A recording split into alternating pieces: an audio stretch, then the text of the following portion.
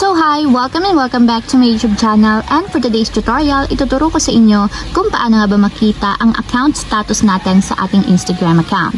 But first, can you subscribe to my channel and don't forget the subscribe button and the bell to notify you for my new updates. And if you want to learn more, just keep on watching and let's start. So ayan guys, for today's video, i-open lang natin ang ating Instagram app or yung ating Instagram account. Then pagka-open guys, pumunta lang tayo sa pinakang profile or timeline ng ating Instagram. So dito sa pinakang profile guys, itap nyo lang yung 3 horizontal lines na dito sa upper right corner.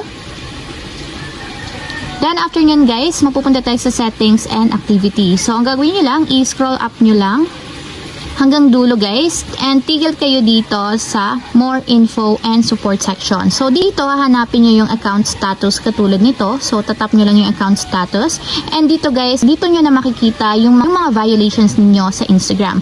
So since nga wala tayong violations, ang nakalagay lang dyan is puro checkmark na green. So ibig sabihin, safe and maganda yung status ng ating Instagram account.